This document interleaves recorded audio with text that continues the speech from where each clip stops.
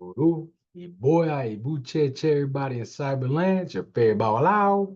At least I hope so. Omoodun, Odileke, coming at you with another great video. This particular video, we're going to focus on a Pataki in the sign of Ogbe Iroso, Oberoso, right? But, as I begin to evaluate Oberoso for us in Ifa, the Babalaos, we say this prayer at our Beroso tenía ayer. And we understand that Beroso has a lot of significance in our faith. Beroso is a very challenging sign because Beroso is an ambitious sign.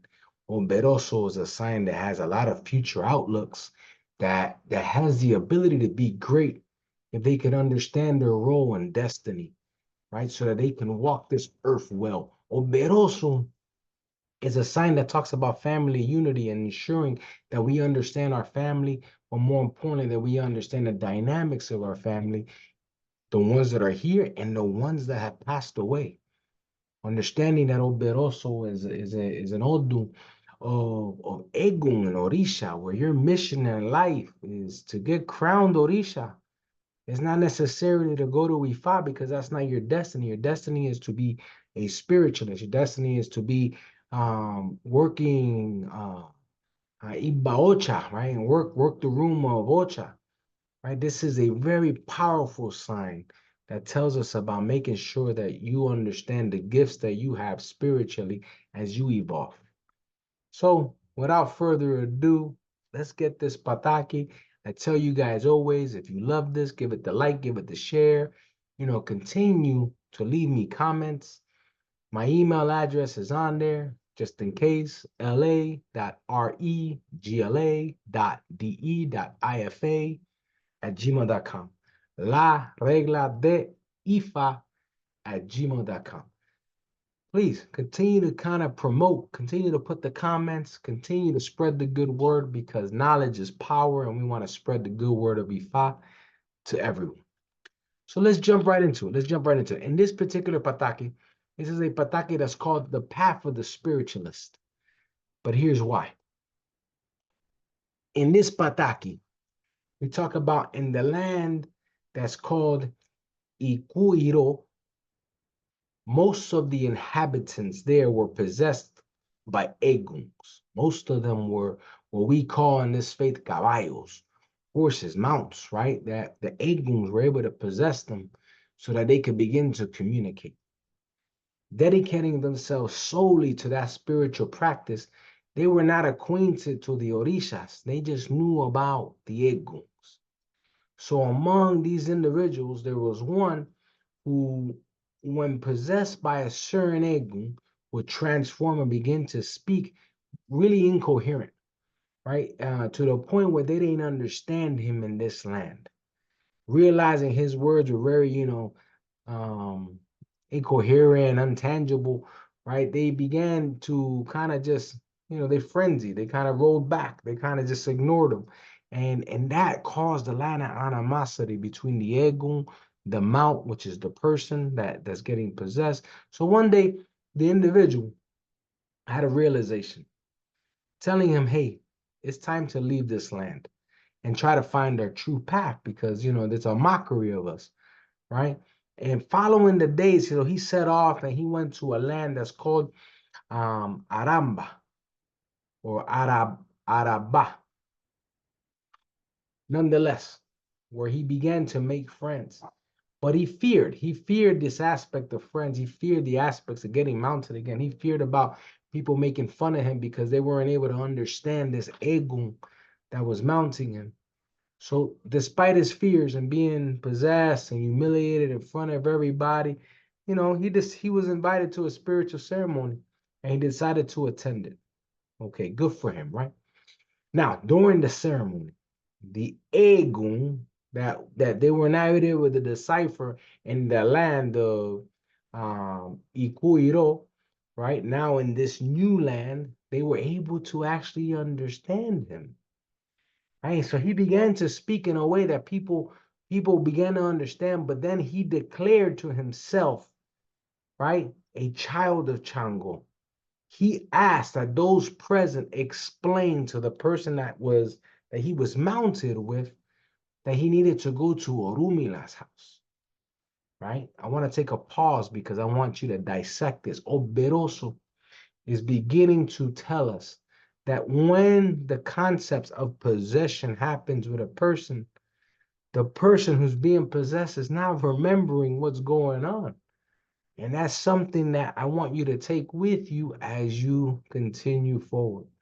But anyway, very important aspect because that's a detail in our faith that we don't talk about too often. But anyway, as we continue. So now time comes, right? The person now realizes, hey, being told you need to go see Orunmila. So the man visited Orunmila, and Orunmila performed divination, right? He did also there.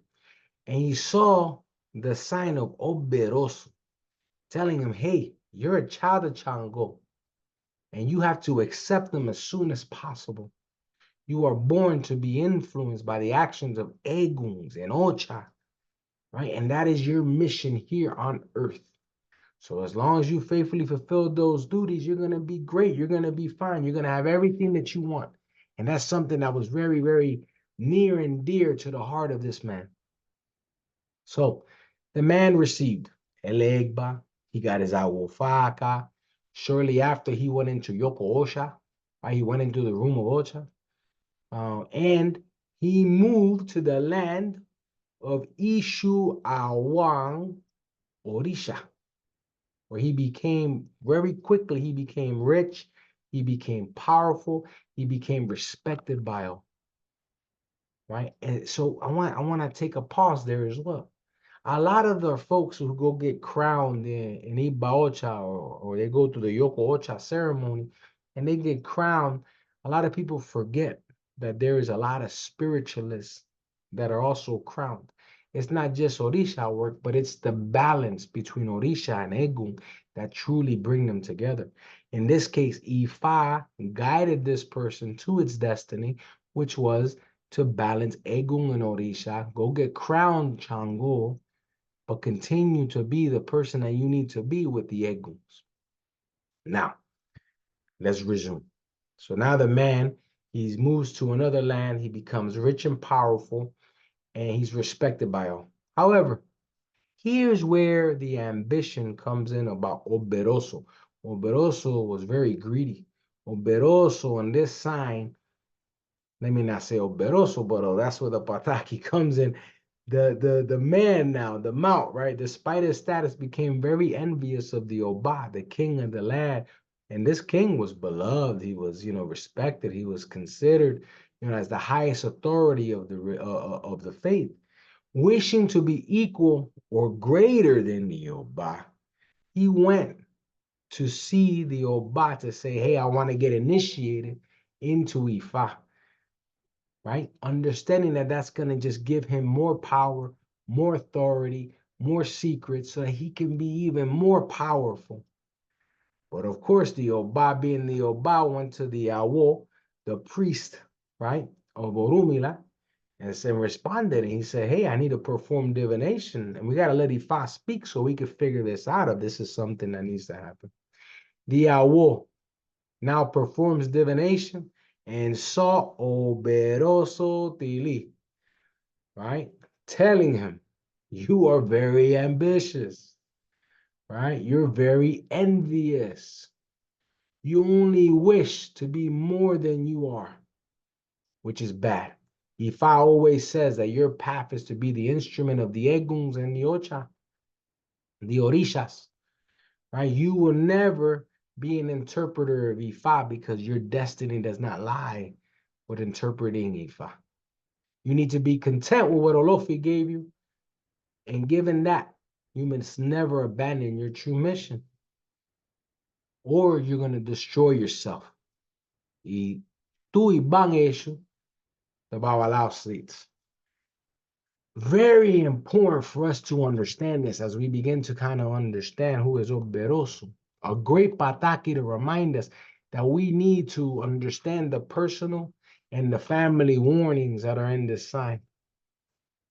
There are major points of advice and caution and focus on spiritualism, personal and social health aspects in Ogbe Iroso.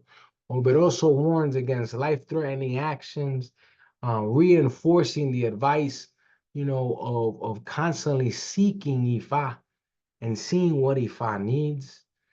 In addition, we talk about a very successful and career broadening aspects of this faith, of this sign of Beroso for those who hold this Odu. But more importantly, that career in business and your ambition will get you far. But your ambition and the envious nature and the energy that surrounds Oberoso also leaves you open to betrayal, also leaves you open to second guessing because you lack trust.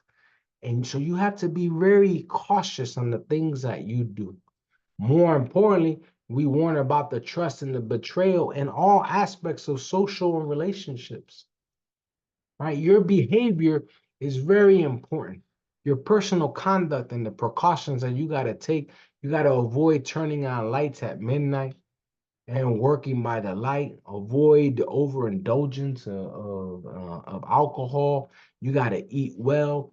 There's a lot of little taboos, right, that we talk about in Omberoso because turning on the light at midnight, you begin to limit the energy that you have. Working by a light, you limit the energy of the Egguns that you have. And there's a little bit of taboos, and that's something that a priest needs to sit down and talk to you about, which is Oberoso. And that's the reason why Oberoso is so important. Oberoso, spiritual guidance and rituals and receiving Shango. I mean, I cannot understand the understatement of Oberoso. That is a son of Shango. What are you waiting for? If you're not crowned already, you are not doing what you're supposed to go do. Talk to your elders. Make sure you understand what that looks for. But anyway, with that said, give you a Pataki Oberoso. As always, I appreciate each and every one of you guys. Each and every one of you I appreciate. And Iburu, Iboya, Ibucheche, Cyberland. Till next time.